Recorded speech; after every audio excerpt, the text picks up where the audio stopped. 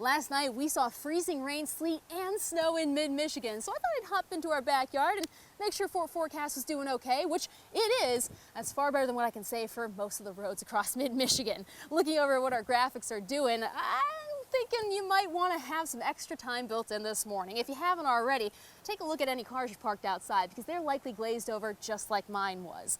That ice accumulated on cars, elevated surfaces, and on the roadways, and it made things very slippery for the morning commute. Now we're doing a little bit better going through the morning. We're going to just have some clouds left over, and those clouds are the remnants of this system. That scooted much farther towards the east, and now it's leaving our area, but it has set the stage for another storm, which we'll talk about in a minute. Let's talk about temperatures for today first, because these are important.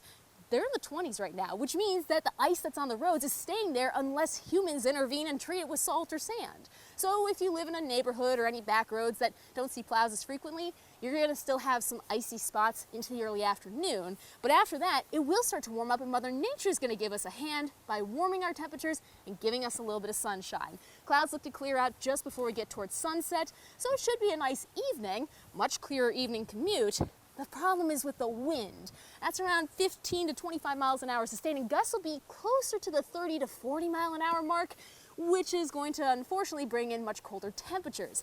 That's a problem for tonight, because if we melt this ice, it'll refreeze as our lows drop into the mid-teens. Plus, it's still going to be windy, so it could feel like it's close to zero when you head out. Not a very Friday morning forecast, but we do have more wintry weather on the way. So take the cold or take the snow. Either way, you're going to have to accept them both. Mother Nature's shipping them to us.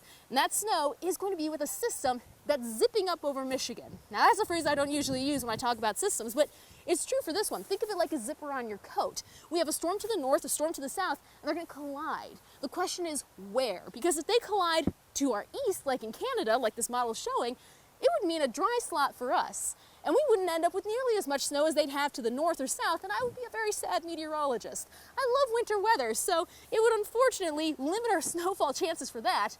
Good news, I guess, though, for anyone who has any plans to travel over the weekend.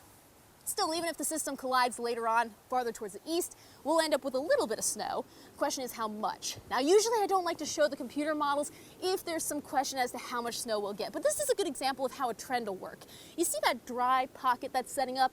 Well, if the systems collide farther to our east, that's going to expand and include more spots in that trace to an inch mark.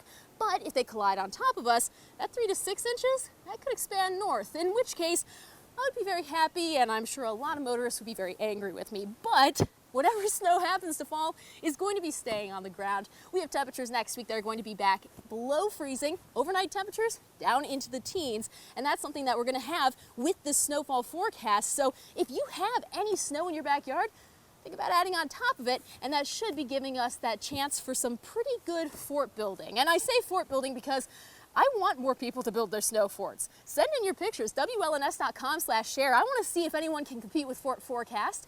I will say though, if you build it and if we get any more freezing rain as we get closer to spring, it does have one advantage. Looking on the bright side of freezing rain, if there is one, it makes for some very good slides. Well, that didn't work as well as I hoped it would. But anyway, I'm in the WLNS backyard. Reporting here, meteorologist Katie Nickolaou.